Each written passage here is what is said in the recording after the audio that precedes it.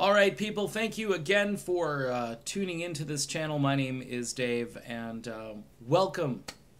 If you're just subscribing or just seeing these videos, you're watching somebody in the midst of some type of political transformation.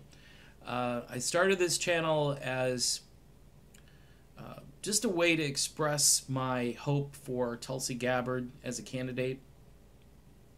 That hope is continued to blossom. Yesterday, of course, we had the news about Julian Assange, and most of the independent journalists out there are a bit livid today at the fact that our government is really trying to silence free speech and real journalism and so forth.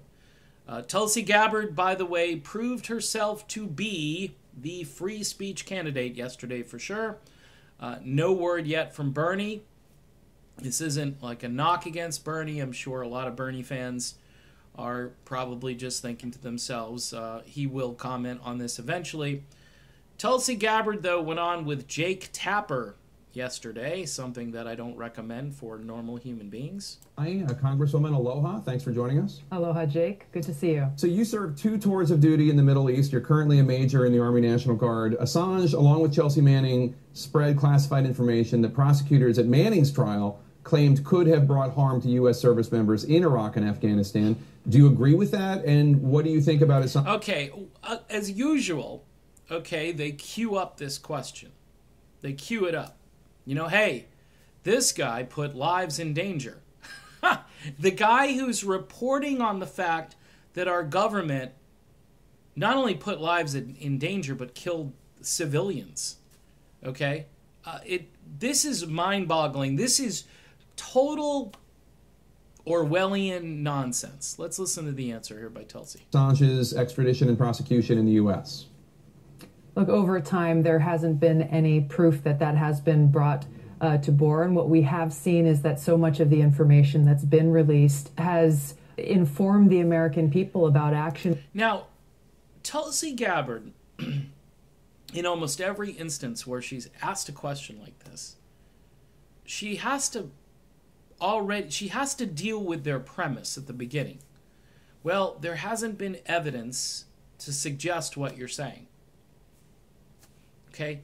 Every single time. And that's because the media isn't about reporting anymore. It's about playing some type of game with a narrative. They're more concerned about, well, hopefully our viewers are going to understand that this guy Assange is just a bad dude, and we're here to set the record straight, and we're going to have the crazy congresswoman on whose views are so far over into the, strange place of just thinking that we're the gatekeepers here. We're going to keep people straight on this and, listen to her answer. It'll be interesting, and I'm sure we'll have some pundits on afterwards to break things down so you can really understand what's happening. That were taking place that they should be aware of. It provided transparency around issues both related to civil liberties as well as actions that our military was taking in the Middle East that they should not have been. So really, I think what's happening here is some form of retaliation coming from the government. Okay, some form of retaliation. Couple of things. For all the, you see, I jumped off the Trump train. I went, done. Okay, a few weeks ago, and this is why I'm doing this channel. Plus, I see this candidate running, and folks, there's nobody better than Tulsi out there. Nobody. Maybe in my lifetime, nobody better. Now, if you're still hanging on to the Trump train, like you're hanging on to the caboose, and you got one arm because you're thinking, hey, border security, whatever your issue is, Donald Trump, when he was out on the campaign trail doing rallies, talking about Hillary Clinton, I love WikiLeaks. And somebody's already done like a video montage of all the times that Trump was touting WikiLeaks. Trump is running the government. I don't care if... Look, I can understand that the deep state has gone rogue, and in a sense, they're just doing what they want to do. But Donald Trump is the president of the United States, and he was asked about this yesterday, and he said, well, I'm not really involved in that, and I can't really comment on that. I'm not. He's distancing himself from the fact that the guy who got all the dirt on the candidate he was running against, and he used that dirt, he used that information, and by the way, it wasn't dirt because it was true, okay?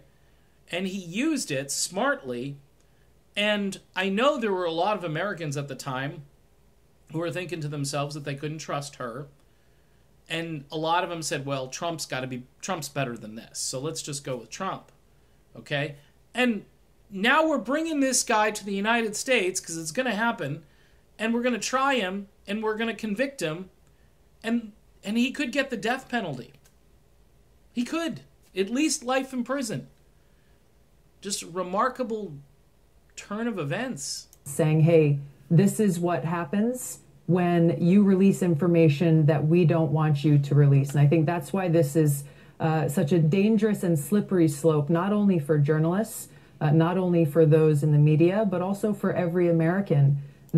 Every American and every independent journalist on YouTube, all of these voices, guys like Jimmy Dore, who I've been watching, who, man, oh man, does he speak truth to power. He absolutely, and he'll, even stuff that sometimes I'm like, really, Jimmy, but it's the truth. And sometimes the truth is hard to digest for some people because they've been fed, see, like the Jake Tapper narratives, they've been fed those for so long, and Jake is the gatekeeper. He's going to make sure that we still have the same narratives going out, and we're going to have this rogue candidate, Tulsi Gabbard, we're going to keep her in check. That our government can and has the power to kind of lay down the hammer to say, be careful, be quiet, and fall in line. Otherwise, we have the means to be able to come after you. So you don't think that he should have been extradited, and you don't support his prosecution in the U.S.? I think the charges about hacking, look, those can and should be worked out in the court of law. My point is that I think there's a bigger issue at play here. There's always a bigger issue at play. And these guys are always, hey, you don't think he should have been extradited? No, I don't think he should have been extradited at all. Look, she's got to say what she said there because of the hacking allegations, even though I don't think Assange did the hacking. I think he just did the publishing. But, this is just an amazing thing to watch. Now, let me play her answer because it's good. There's a reason why the Obama administration chose not to extradite and prosecute Assange. Slippery slope. Because they understood the danger. They understood the danger of the government coming in and controlling essentially what information is and is not being released. We can go back to the release of the Pentagon Papers as an example. And the people who got access to the Pentagon Papers, those people were looked at as heroes by newspapers like the Washington Post and most journalists at the time, because, our government is not pure, okay? Let's just be honest. Our military-industrial complex is not pure, and we need to know. We need to know what is going on in our name, because we're voting for people who are putting other people in places of power, and it's almost like you hire somebody to do a job and they go off and they do what they want to do. I'm really having trouble cutting Donald Trump slack on this, especially since he used WikiLeaks to win the election. And of course they're linking Assange to Russia too. This is the new thing. They got their new narrative. This was a gift for the news media. Assange, well, we've got proof now. Let's ramp this up. But it flies in the face of what Trump... See, this is why Trump is reacting differently. Because He wants to get along with these people. He wants to fit in with the news media. He doesn't want to be at war with them all the time. It's an amazing, astonishing turn of events. Tulsi Gabbard here proves to me she is the free speech candidate.